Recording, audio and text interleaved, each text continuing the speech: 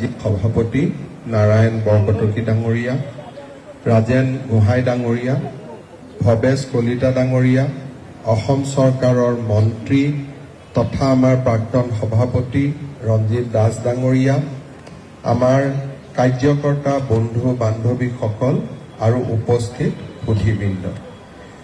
1980 চনৰ 6 এপ্ৰিল তাৰিখে মুম্বাই ফিৰোজ শ্বাহ কোটালা খেলপথাৰত ভাৰতীয় জনতা পাৰ্টীয়ে আত্মপ্ৰকাশ কৰিছিল as a party with a difference, যে আমি আন ৰাজনৈতিক দলতকৈ পৃথক আৰু আন ৰাজনৈতিক দলতকৈ একক।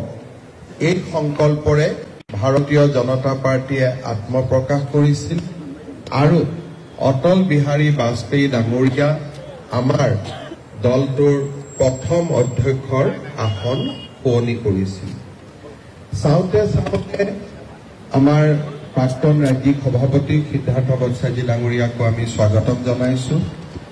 চাওঁতে চাওঁতে ভাৰতীয় জনতা পাৰ্টীয়ে 45টা বছৰত ভৰি দিলে আৰু অটল বিহাৰী বাজপেয়ী ডাঙৰীয়াৰো জন্ম শতবাৰ্ষিকী এইবাৰ সমগ্ৰ ৰাষ্ট্ৰই কৃতজ্ঞতাৰ চিন স্বৰূপে পালন কৰিছে। আজিৰ আমাৰ এই প্ৰতিষ্ঠা দিৱসৰ এক বৃহৎ তাৎপৰ্য হৈছে যে প্ৰতিষ্ঠা দিৱসৰ প্ৰাক মুহূৰ্তত ভাৰতৰ সংসদত আমাৰ দলে লাভ কৰা বৃহৎ সফলতা। আমি সকলোৱে পুনৰ এবাৰ ভাৰতৰ প্ৰধানমন্ত্ৰী নৰেন্দ্ৰ মোদী ডাঙৰীয়া আৰু ভাৰতৰ গৃহমন্ত্ৰী অমিত শ্বাহ ডাঙৰীয়ালৈ ৱাকফ বিল আইনত পৰিণত কৰাৰ বাবে আমি অসমবাসী ৰাইজৰ হৈ অভিনন্দন জনাইছো। ভাৰতীয় জনতা পাৰ্টি আজি এক বিশ্বৰ আটাইতকৈ শক্তিশালী আৰু সৰ্ববৃহৎ ৰাজনৈতিক দল। পণ্ডিত জৱাহৰলাল নেহৰুৰ পিছত তিনিটাকৈ প্ৰধানমন্ত্ৰীৰ দায়িত্ব লোৱা, তিনিটা কাৰ্যকালৰ দায়িত্ব লোৱা নৰেন্দ্ৰ মোদী ডাঙৰীয়া আজি বিশ্বৰ সৰ্ববৃহৎ ৰাজনৈতিক নেতা আৰু সৰ্বাধিক জনপ্ৰিয় নেতা। ভাৰতীয় জনতা পাৰ্টি আৰু মিত্ৰ গোষ্ঠীয়ে আমাৰ দেশৰ আজি 21খন ৰাজ্যত শাসনভাৰ চম্ভালিছে আৰু দেশৰ সৰ্বমুঠ 70% জনসাধাৰণ ভাৰতীয় জনতা পাৰ্টি আৰু ইয়াৰ মিত্ৰ দলৰ সুশাসনৰ ফল লাভ কৰিছে। ভাৰতীয় জনতা পাৰ্টি আজি চাইনিজ কমিউনিষ্ট পাৰ্টিতকৈও বেছি সদস্যৰে শক্তিশালী হৈছে আৰু চাওঁতে চাওঁতে আমাৰ দলটো বিশ্বৰ ভিতৰতে সৰ্বাধিক জনপ্ৰিয় আৰু শক্তিশালী ৰাজনৈতিক দলত পৰিণত হৈছে। সদস্য সংখ্যাৰে আমি সৰ্বাধিক, পাৰ্টিৰ নীতি আদৰ্শৰে আমি সৰ্বাধিক জনপ্ৰিয় আৰু আমাৰ দলৰ নীতি, কাৰ্যালয়, কাৰ্যকৰ্তা, কাৰ্যসূচী আৰু কোষ এই চাৰিওটা নীতিৰে আমি সঞ্জীৱিত। ভাৰতীয় জনতা পাৰ্টিৰ এক বিশেষ বৈশিষ্ট্য হৈছে যে 45টা বছৰৰ পিছতো এই ৰাজনৈতিক দলটোত পাৰিবাৰিক শাসন এতিয়ালৈকে সোমোৱা নাই আৰু আমাৰ দলটো সংকল্পবদ্ধ যে অনাগত দিনটোতো আমাৰ দলে কেতিয়াও এটা পৰিয়ালকেন্দ্ৰিক শাসন ব্যৱস্থালৈ নাযায় আৰু সেইবাবে আমাৰ দলটো সদায় কাৰ্যকৰ্তাৰ দল হৈ আছিল, কাৰ্যকৰ্তাৰ দল হৈ আছে আৰু কাৰ্যকৰ্তাৰ দল হৈ থাকিব। আজি আপোনালোকে দেখা পাব যে 45 বছৰ যদি এটা ৰাজনৈতিক দল সৰ্বাধিক সময় শাসনত থাকে, সমগ্ৰ দেশতে তাৰ বিস্তাৰ থাকে আৰু সেই দলটোত যেতিয়া যথেষ্ট শক্তিশালী নেতাৰ সৃষ্টি হয় তেতিয়া সাধাৰণতে দলটোত পাৰিবাৰিক শাসন ব্যৱস্থাৰো উৎপত্তি হয়। আমাৰ দেশক আমাৰ দলে অটল বিহাৰী বাজপেয়ী আৰু নৰেন্দ্ৰ মোদীৰ দৰে দুজন বিশ্ব বৰেণ্য নেতা দিছে আমাৰ দলটোৰ বিভিন্ন ৰাজ্যত সৰ্বাধিক জনপ্ৰিয় মুখ্যমন্ত্ৰীয়ে দলটোক পৰিচালনা কৰিছে, কিন্তু কোনো এটা পৰ্যায়তে পৌৰসভাৰ পৰা পঞ্চায়তলৈকে, পঞ্চায়তৰ পৰা জিলাৰ পৰা ৰাজ্যলৈ, ৰাজ্যৰ পৰা দেশলৈ কোনো এটা পৰ্যায়তে এই দলটো কোনো এটা পৰিয়ালৰ ওচৰত আজিলৈকে মূৰ দৌৰোৱা নাই আৰু সকলোৱে কাৰ্যকৰ্তা হিচাপে কাম কৰি আছে আৰু এটা পৰিয়ালৰ শাসন ব্যৱস্থা কতোৱেই আমি আৰম্ভ হ'ব দিয়া নাই। আজি যি সময়ত পণ্ডিত নেহেৰু, ইন্দিৰা গান্ধীৰ দৰে নেতাই কংগ্ৰেছক এটা পৰিয়ালৰ দললৈ ৰূপান্তৰ কৰিছিল, আমাৰো যদি নেতা লালকৃষ্ণ আদৱানী বা অটল বিহাৰী বাজপেয়ীয়ে যদি সিদ্ধান্ত ললেহেঁতেন, নৰেন্দ্ৰ মোদী ডাঙৰীয়া, অমিত শ্বাহ ডাঙৰীয়াই যদি সিদ্ধান্ত ললেহেঁতেন যে বিজেপিও এটা ফেমিলি ডমিনেটেড পাৰ্টি হ'ব, সেয়া হয়তো সম্ভৱ হ'লহেঁতেন। কিন্তু দেশমাতৃৰ প্ৰতি থকা আদৰ্শ, ভাৰত মাতৃৰ কল্যাণৰ বাবে সেৱাত উৎসৰ্গিত আৰু ৰাষ্ট্ৰীয় স্বয়ংসেৱক সংঘৰ আদৰ্শৰে প্ৰেৰিত এই দলটোৱে কেতিয়াও তেনে ৰাস্তাত নাযায়।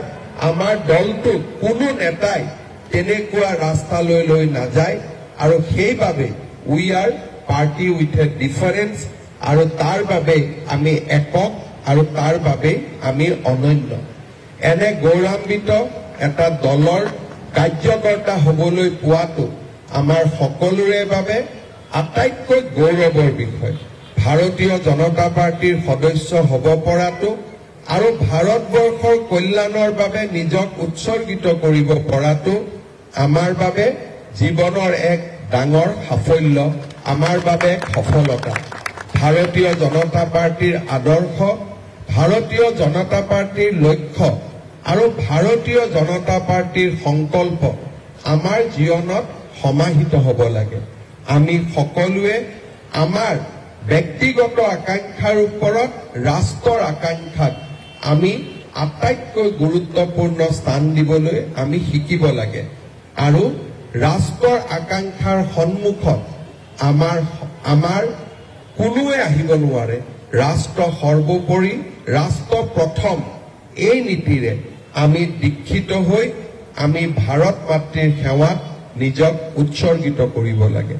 আজি ভাৰতীয় জনতা পাৰ্টিয়ে 2014 চনৰ পৰৱৰ্তী সময়ত প্ৰধানমন্ত্ৰী নৰেন্দ্ৰ মোদী ডাঙৰীয়াৰ নেতৃত্বত অসমতো আমি সৰ্বোচ্চ জনপ্ৰিয়তা লাভ কৰিবলৈ সক্ষম হৈছো। আজি ভাৰতীয় জনতা পাৰ্টিয়ে অসমৰ প্ৰতিখন অটনমাছ কাউন্সিল, স্বায়ত্তশাসিত পৰিষদ, পঞ্চায়ত, নগৰ পৰিষদ, আজি আমি ৰাষ্ট্ৰ জীৱন আৰু সমাজ জীৱনৰ প্ৰতিটো স্তৰতে ভাৰতীয় জনতা পাৰ্টিয়ে নিজৰ ইতিবাচক প্ৰভাৱ পেলাবলৈ সক্ষম হৈছে। পঞ্চায়তৰ পৰা নগৰ পৰিষদলৈকে আৰু বিধানসভালৈকে সৰ্বস্তৰত আমাৰ জনপ্ৰতিনিধিসকলে আৰু সংসদৰ বুকুত আমাৰ জনপ্ৰতিনিধিসকলে অসম মাতৃৰ বিভিন্ন সমস্যা সমাধান কৰিবলৈ সক্ষম হৈছে আৰু প্ৰতিটো পৰ্যায়তে নিজৰ গাঁওখন, নিজৰ সমাজখন, নিজৰ ৰাজ্যখন আৰু নিজৰ ৰাষ্ট্ৰখনক শক্তিশালী কৰাৰ বাবে এক নিৰন্তৰ গতিত মহান আদৰ্শৰে দীক্ষিত হৈ কাম কৰিছে।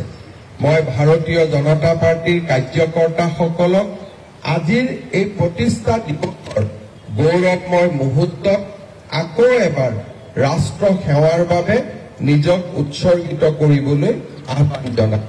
আমাৰ দলৰ দায়িত্বই হওক, চৰকাৰৰ দায়িত্বই হওক বা সমাজৰ দায়িত্বই হওক, যদি আমি চৰকাৰৰ দায়িত্বত নাই, আমি দলৰ দায়িত্বত নাই, কিন্তু কোনোবা এখন যদি পূজা কমিটিৰো আমি সদস্য, কোনোবা এখন বিহু কমিটিৰো সদস্য, কোনোবা এটা নামঘৰ সমিতিৰ আমি সদস্য, কোনোবা এটা মন্দিৰ কমিটিৰ সদস্য, তাতো ভাৰতীয় জনতা পাৰ্টিয়ে আমাক শিকোৱা নিস্বাৰ্থ সেৱাই প্ৰথম স্থান পাব লাগিব। মানুহে গম পাব লাগিব যে এই মানুহজন ভাৰতীয় জনতা পাৰ্টিৰ আৰু সেই কাৰণে এই মানুহজন একক, এই মানুহজন অনন্য, তেওঁ আনতকৈ পৃথক। আমি য'তে আমাৰ প্ৰতিনিধিত্ব নহওক কিয়, সকলো প্ৰতিনিধিত্ব সৰ্বস্তৰত আমি ভাৰতীয় জনতা পাৰ্টীয়ে আমাক শিকোৱা নিস্বাৰ্থ দেশসেৱা আৰু ভাৰত মাতৃৰ প্ৰতি আমাৰ অম্লান প্ৰেমক আমি প্ৰতিনিধিত্ব কৰিব লাগিব। ৰাষ্ট্ৰ জীৱন আৰু দলৰ উপৰিও আমি একোটা পৰিয়ালৰো অংগ। আমাৰ পৰিয়ালৰ সংস্কৃতি আৰু আমাৰ পৰিয়ালৰ জীৱন ধাৰণৰ পদ্ধতিও ভাৰতীয় জনতা পাৰ্টীৰ আদৰ্শক প্ৰতিনিধিত্ব কৰিব লাগে। আমি যদি একোজন সফল পিতৃ হওঁ, আমি যদি এগৰাকী সফল মাতৃ হওঁ, তেতিয়াহ'লে আমি ভাৰত মাতৃক সেৱা কৰিবৰ কাৰণে আমি এটা ভৱিষ্যত প্ৰজন্ম সৃষ্টি কৰিম। ভাৰতীয় জনতা পাৰ্টীক সেৱা কৰাৰ বাবে আমি এটা ভৱিষ্যতৰ প্ৰজন্ম সৃষ্টি কৰিম। আজিৰ বাবে আমি ভবা নাই, আমি 100 বছৰ আগলৈ চিন্তা কৰিম যে আজি আমি কৰা কামে কেনেকে ভাৰতীয় জনতা পাৰ্টীক শক্তিশালী কৰিছে। আমাৰ পৰিয়ালৰ ভিতৰতো ভাৰতীয় জনতা পাৰ্টীৰ সংস্কাৰে গুৰুত্ব পাব লাগে। আমাৰ ৰাষ্ট্ৰ জীৱনৰ চিন্তাধাৰাই গুৰুত্ব পাব লাগে। আমাৰ ল'ৰা ছোৱালীকো একোজন ভাৰত মাতৃৰ সুসন্তান হিচাপে নিৰ্মাণ হোৱা কৰ্মযজ্ঞত আমি ব্ৰতী হ'ব লাগে। মই লগতে আৰু এটা অনুৰোধ কৰিম, ৰাষ্ট্ৰ নিৰ্মাণ হয় ব্যক্তিগত জীৱনৰ পৰা, ৰাষ্ট্ৰ নিৰ্মাণ হয় সমাজ জীৱনত থাকি আমি ব্যক্তি হিচাপে সমাজলৈ, আমাৰ সংস্কৃতিলৈ কেনেকে আমি সেৱা আগবঢ়াব পাৰিছো। ভাৰতীয় জনতা পাৰ্টীয়ে সনাতন জীৱন সংস্কৃতিক আমি আমাৰ আদৰ্শ হিচাপে গ্ৰহণ কৰোঁ। আমি যেনেকৈ আমাৰ পুত্ৰ কন্যাক ভৱিষ্যত ভাৰতবৰ্ষৰ একোজন সুস্থ নাগৰিক হিচাপে গঢ় দিম, তেনেকৈ ভাৰতীয় জনতা পাৰ্টীৰ প্ৰতিজন সদস্যই নিজৰ পিতৃ আৰু মাতৃৰ প্ৰতি থকা গুৰুত্বপূৰ্ণ দায়িত্ব আমি সকলো সময়তে বহন কৰিব লাগিব। সনাতন হিন্দু সংস্কৃতিয়ে এক সুশৃংখলিত পৰিয়াল ব্যৱস্থাক প্ৰতিনিধিত্ব কৰে। ভাৰতীয় জনতা পাৰ্টীৰ এজন কাৰ্যকৰ্তাই যেতিয়া নিজৰ পিতৃ মাতৃক সেৱা কৰিব, পুত্ৰ কন্যাক এজন সুদক্ষ ভাৰত মাতৃৰ সন্তান হিচাপে নিৰ্মাণ কৰিব, সিয়ে অজস্ৰজনক প্ৰেৰণা জনাব, সি অজস্ৰজনক আগুৱাই যাবলৈ শক্তি দিব। প্ৰধানমন্ত্ৰী নৰেন্দ্ৰ মোদী ডাঙৰীয়াৰ জীৱনে আমাক বহু কথা শিকায়। নৰেন্দ্ৰ মোদী ডাঙৰীয়া আমাৰ আদৰ্শ, আৰু তেনে এক জীৱন্ত আদৰ্শ পুৰুষৰ জীৱনত আমি যদি উপলব্ধি কৰোঁ, আমি সকলোৱে আমাৰ জীৱনৰ আদৰ্শও আমি তাতেই বিচাৰি পাম। মই আজি প্ৰতিষ্ঠা দিৱসৰ দিনটোত ভাৰতীয় জনতা পাৰ্টীৰ কাৰ্যকৰ্তাসকলক আৰু এটা আহ্বান জনাম যে যেতিয়াই আমি আগবাঢ়ি যাম, যেতিয়াই আমি শক্তিশালী হ'ম, তেতিয়াই বিভিন্নজনে প্ৰচাৰ অপপ্ৰচাৰৰ জৰিয়তে আমাৰ দলটোক দুৰ্বল কৰিবলৈ প্ৰচেষ্টা কৰিব। আৰু আজিৰ দিনত দলটোক দুৰ্বল কৰাৰ এক ডাঙৰ মাধ্যম হ'ব পাৰে সামাজিক মাধ্যম। আমি যি ধৰণে আদৰ্শগতভাৱে শক্তিশালী, আমি প্ৰযুক্তিৰ ক্ষেত্ৰতো শক্তিশালী হ'ব লাগিব। ভাৰতীয় জনতা পাৰ্টীৰ কৰা প্ৰতিটো সমালোচনা আমি আমাৰ কাম আৰু আমাৰ যি প্ৰযুক্তি আয়ত্ত কৰি আমি জনতাৰ মাজত সঁচা কথা, সত্যৰ যি প্ৰতিবিম্ব, তাক আমি লৈ যাবলৈ প্ৰচেষ্টা কৰিব লাগিব। আজি ভাৰতীয় জনতা পাৰ্টীৰ সফলতা, ৰাম মন্দিৰৰ সফলতা, ই এক মন্দিৰ নিৰ্মাণ নহয়, 500 বছৰৰ গোলামীৰ পৰা আমি মুক্ত হোৱাৰ ৰাম মন্দিৰ এক উজ্জ্বল নিদৰ্শন। আজি ভাৰতীয় জনতা পাৰ্টীৰ চৰকাৰ নাহিলে কাশ্মীৰৰ পৰা 370 ধাৰা কেতিয়াও বিলুপ্তি নহলহেঁতেন, ৰাম মন্দিৰৰ কেতিয়াও নিৰ্মাণ নহলহেঁতেন। আজি ভাৰতীয় জনতা পাৰ্টীৰ চৰকাৰ নহলে ট্ৰিপল তালাক বিলুপ্তিৰ জৰিয়তে সংখ্যালঘু মহিলাসকলে কেতিয়াও ন্যায় নাপালেহেঁতেন। ভাৰতীয় জনতা পাৰ্টীৰ চৰকাৰ নাহিলে আমাৰ কেতিয়াও ৱাক অফ এমেণ্ডমেণ্ট বিলৰ দৰে আইন পৰিণত বা আইন বাস্তৱত ৰূপায়িত নহলহেঁতেন। আজি ভাৰতীয় জনতা পাৰ্টীৰ চৰকাৰ নাহিলে উত্তৰ পূৰ্বৰ এই বিশাল বিকাশ কেতিয়াও সম্ভৱ নহলহেঁতেন। আজি সেয়েহে ভাৰতীয় জনতা পাৰ্টীৰ এক কাৰ্যকৰ্তা হিচাপে ভাৰতীয় জনতা পাৰ্টীৰ ইতিবাচক উপলব্ধিসমূহ প্ৰযুক্তিৰ জৰিয়তে ৰাইজৰ মাজলৈ লৈ যোৱা, দলক কৰা সমালোচনা মুখ্যমন্ত্ৰীয়ে সভাপতিয়ে প্ৰত্যুত্তৰ দিয়াৰ বহু আগতে কাৰ্যকৰ্তাসকলে স্পষ্টভাৱে যুক্তিনিষ্ঠ বক্তব্যৰে ৰাইজৰ সন্মুখলৈ লৈ যোৱা, এইবিলাক ভাৰতীয় জনতা পাৰ্টীৰ এজন কাৰ্যকৰ্তা হিচাপে আমাৰ দায়িত্ব আৰু কৰ্তব্য। আমি সদায় এটা কথাই মনত ৰাখিম, ভাৰতীয় জনতা পাৰ্টী দুৰ্বল কৰা মানে কোনো ব্যক্তিক দুৰ্বল কৰা নহয়। ভাৰতীয় জনতা পাৰ্টীক দুৰ্বল কৰা মানে এক আদৰ্শক দুৰ্বল কৰা, আৰু ভাৰতীয় জনতা পাৰ্টীক দুৰ্বল কৰা মানে আমাৰ ৰাষ্ট্ৰ সত্তাক দুৰ্বল কৰা। ভাৰতীয় জনতা পাৰ্টীক দুৰ্বল কৰা মানে ভাৰত মাতৃক বিশ্বগুৰুৰ পথলৈ লৈ যোৱাৰ পথত অজস্ৰ হেঙাৰ সৃষ্টি কৰা। সেয়েহে আমি সকলোৱে ব্যক্তি স্বাৰ্থৰ ওপৰত উঠি ৰাষ্ট্ৰ স্বাৰ্থক সৰ্বোপৰি হিচাপে জ্ঞান কৰি ভাৰতীয় জনতা পাৰ্টীৰ এই পবিত্ৰ পতাকাৰ তলত একোজন গৌৰৱী কাৰ্যকৰ্তা হিচাপে ভাৰত মাতৃক আমি বিশ্বমিত্ৰ বিশ্বগুৰুৰ আসনলৈ লৈ যাম।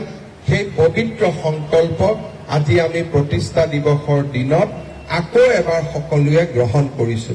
ভাৰতীয় জনতা পাৰ্টীৰ সকলো কাৰ্যকৰ্তাকে বুথৰ পৰা ৰাজ্য পৰ্যায়ৰ পৰা ৰাষ্ট্ৰীয় পৰ্যায়ৰ পৰা আৰু দেশে বিদেশে থকা আমাৰ অজস্ৰ শুভকাংক্ষীলৈ সকলোকে ভাৰতীয় জনতা পাৰ্টীৰ প্ৰতিষ্ঠা দিৱসত অসমৰ কাৰ্যকৰ্তাসকলৰ হৈ অনন্ত শুভকামনা যাচি ভাৰতীয় জনতা পাৰ্টী চন্দ্ৰ আৰু সূৰ্য আকাশত থকালৈকে সদায়ে গৌৰৱেৰে ভাৰত মাতৃক সেৱা কৰি যাওক। আমাৰ দল শক্তিশালী হৈ থাকক, তাকেই কামনাৰে মই মোৰ বক্তব্যৰ সামৰণি মাৰিছো। আমাৰ ৰাজ্যিক সভাপতি দিলীপ শইকীয়া ডাঙৰীয়া আৰু ভাৰতীয় জনতা পাৰ্টীৰ প্ৰতিগৰাকী সদস্যকে প্ৰতিষ্ঠা দিৱসৰ অভিনন্দন জনাই মই মোৰ বক্তব্যৰ সামৰণি মাৰিছো।